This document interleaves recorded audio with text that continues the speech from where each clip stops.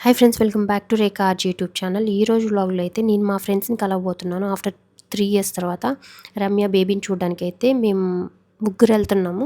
Already ఇద్దరు reach అయ్యారు, నేను ఇప్పుడు వెళ్తున్నాను అనమాట. ఆల్రెడీ బిఫోర్ 1 డే వాళ్ళిద్దరు రీచ్ అయిపోయారు. నేను నెక్స్ట్ డే వెళ్తున్నాను. బిఫోర్ డే మా రిలేటివ్స్లో ఫంక్షన్ ఉండడం వల్ల. సో ఇక్కడైతే మేము ఆఫ్టర్ 3 ఇయర్స్ కలిసాము. ఇక్కడ ఒక పెద్ద బాధ్యత ఇచ్చారు నాకు. ఇస్తే నేను ఇప్పుడు తీసుకొచ్చి ఇచ్చా గృహప్రవేశం, శ్రీజ వాళ్ళ గృహప్రవేశానికి. కరెక్ట్. అది అప్పుడు వాళ్ళు ఇస్తే నేనేం చేశాను, 5 ఇయర్స్ తెచ్చి ఇచ్చా. సీతారామ మూవీలో లెటర్ వెళ్ళి వాళ్ళ మనవరాలు ఇస్తారు చూసా, అలా నేను నా జోయి కలిసి వచ్చి ఇచ్చాము. ఇప్పుడు ఇగో జోయిగో పగలగొండికి రాదా ఉప్పు ఇట్లా రా. ఇక్కడైతే నేను బేబీ కోసం 2 క్యూట్ డ్రెస్సెస్ అయితే తెచ్చాను గిఫ్ట్ కోసం. నేను అనుకోలేదు ఇక్కడ జోహికి కూడా సర్ప్రైజ్ గిఫ్ట్స్ ఉన్నాయని. నేను అస్సలు ఎక్స్పెక్ట్ చేయలేదు, 1% కూడా ఎక్స్పెక్ట్ చేయలేదు. ఇక్కడైతే రమ్య వాళ్ళ బేబీని కూడా చూపిస్తాను. ఇక్కడ చూడండి ఎంత. హలో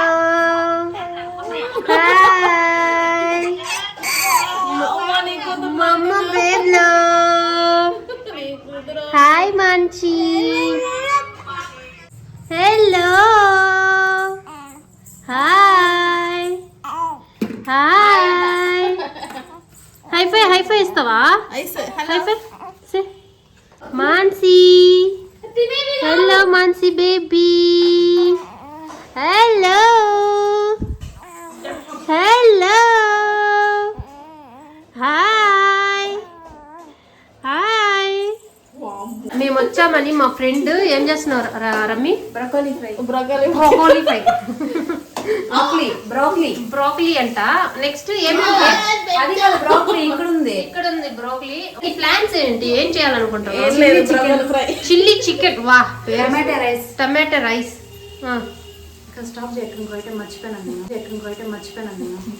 చూడండి ఫ్రెండ్స్, ఇప్పుడు ఆల్మోస్ట్ 1 అవుతుంది. వీళ్ళు మాకు కుక్ చేసి పెట్టేసరికి 4 అవుతుంది. లైఫ్ ఎంత చేంజ్ అయిందంటే, మేము హ్యాపీగా ఆడుకుంటే జాలీగా తిరుగుతూ ఉన్న స్టేజ్ నుంచి మమ్మీస్ అయిపోయి వాళ్ళ కేర్ తీసుకుని ఎంత స్టేజ్కి ఎదిగామంటే మమ్మల్ని మేమే అప్పుడప్పుడు ఏంట్రా మనం ఎంత మారిపోయాము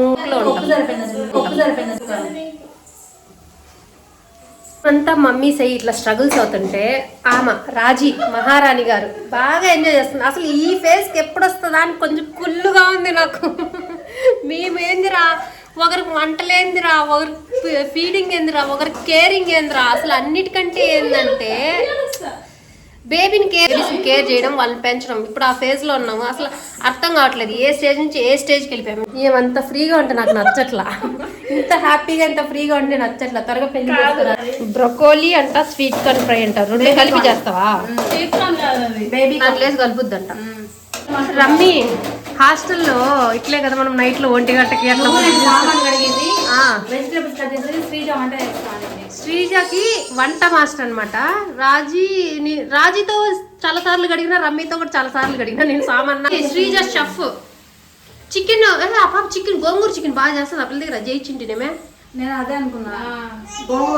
మిస్ అయినా ఎన్నిసార్లు గుర్తొచ్చింది తెలుసు నాకు శ్రీజ విషయంలో.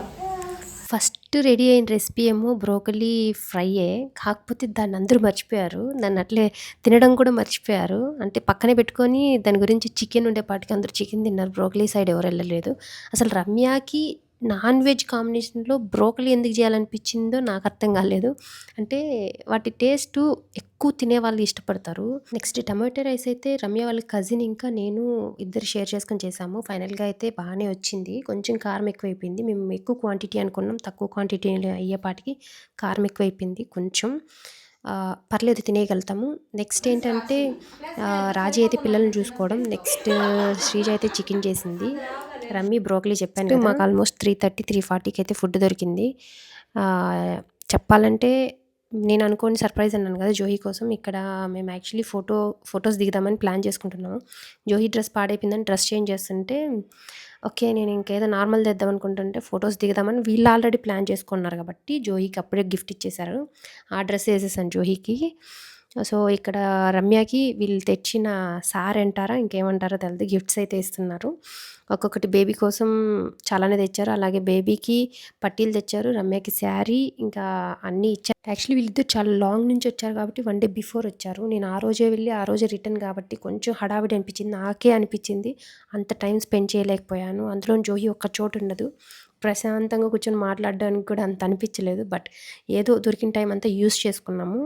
ఇక్కడ బేబీకి అయితే వాళ్ళు పట్టీలేస్తున్నారు. చెప్పాను కదా, శ్రీజ అయితే బెహ్రెయిన్ నుంచి వచ్చింది ఒక 25 డేస్ లీవ్ కోసం.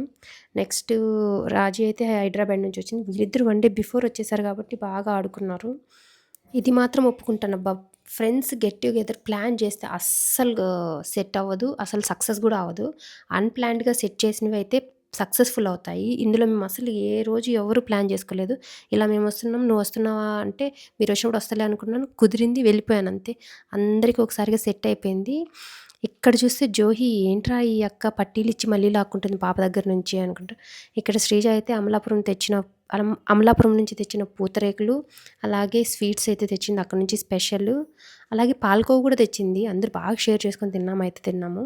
రూపేష్ అన్న పిజ్జా ఆర్డర్ చేశారు. అలాగే దాంతో పాటు ఆ ఏరియాలో స్పెషల్ ఫేమస్ మిక్చర్ అంట, అది కూడా ఆర్డర్ చేశారు. అలానే మాకు ఇంటికి పంపించారు కొంచెం కొంచెం.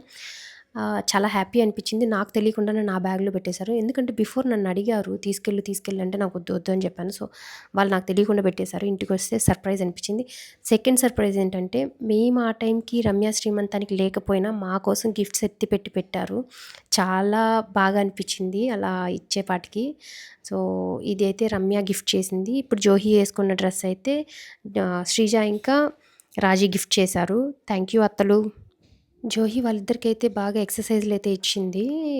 ఫైనల్‌గా వాళ్ళు బాగా ఆడుకున్నారు. నాకు తెలిసి శ్రీజ కొంచెం బిజీగా ఉండడం వల్ల ఆడుకోలేదనుకుంటా. రాజీ అయితే చాలా బాగా ఆడుకునింది. మేమిద్దరు యాక్చువల్లీ కొంచెం ఒకరినొకరు మిస్ అయ్యాం.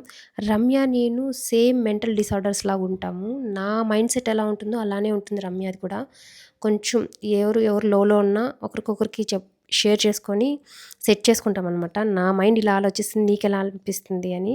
ఫైనల్‌గా అయితే అక్కడున్న పూతరేకులు కొంచెం కానిచ్చేసి మేమైతే ఇలా ఈవినింగ్ చెప్పాను కదా ఫుడ్ అంతా తిన్నాము అని. తర్వాత మేము చాయ్ ఇదంతా సెట్ చేసి అందరూ చాయ్ తీసుకున్నారు. నేను చాయ్ అంత ప్రిఫరబుల్ కాదు. చాలా రేర్ టైంలో తాగుతాను హెడేక్ అనిపించినప్పుడు. ఇలా షేర్ చేసుకోవడం ఫుడ్ ఒక్క డే స్పెండ్ చేసినా కూడా చాలా మంచిగా అనిపించింది. ఇక్కడేంటంటే మాన్షికి బిగ్ బ్రదర్ అంటే రమ్య వాళ్ళ అక్క కొడుకు చాలా పెద్దవాళ్ళు. ఇలా చాయ్ తాగి ఇంకా నేనైతే వాళ్ళకి బాయ్ చెప్పాల్సిన టైం అయితే వచ్చింది. బికాజ్ నేను మళ్ళీ పీలేరుకి ట్రావెల్ చేయాలి. సో, డే బై డే నాకు ట్రావెల్స్ ఎక్కువైపోయాయి. అసలు ఈ ఫెస్టివల్ దగ్గర నుంచి ఒక రోజు కూడా ఒక ప్లేస్‌లో కుదురుగా అంత టైం దొరకట్లేదు. బికాజ్ అందరిని మీట్ అవుతున్నాను కాబట్టి మళ్ళీ తిరిగి వెళ్ళిపోవడానికి. సో, ఇక్కడ అందరికీ అయితే ఫైనల్‌గా బాయ్ చెప్పాను. రమ్మీకైతే ఇట్లా కొరియన్ పిచ్చి. బాయ్ చెప్పేటివన్నీ ఇలా వెరైటీగా ఉంటాయన్నమాట. తన కాలర్ ట్యూన్ కూడా చాలా వెరైటీగా ఉంది. మేము కొంచెం టైం స్పెండ్ చేసినా మాకు చాలా మెమరీస్ అయితే దొరికాయి. చాలా హ్యాపీగా అనిపించింది. Thank you Raji and Sreeja ఇంత దూరం ట్రావెల్ చేసి కలవడానికి వచ్చినందుకు. And Ramya, thank you so much for everything. చాలా బెస్ట్ టైం అనిపించింది. నిజంగా నాకు కూడా అనిపించింది నీతో ఇంకా ఆంటీతో చాలా టైం స్పెండ్ చేయలేదని. నెక్స్ట్ టైం మళ్ళీ ప్లాన్ చేద్దాము. నెక్స్ట్ శ్రీజ మళ్ళీ డిసెంబర్లో వచ్చినప్పుడు ట్రై చేస్తాను కలవడానికి. లేకపోతే మీరే వచ్చేసేయండి వైజాగ్‌కి. అక్కడ కలుద్దాం. అక్కడ ఒక మంచి ట్రిప్ ప్లాన్ చేద్దాం అయితే. ఫైనల్‌గా నా వ్లాగ్ అందరికీ నచ్చిందనుకుంటున్నాను. Thank you so much for watching. Bye bye.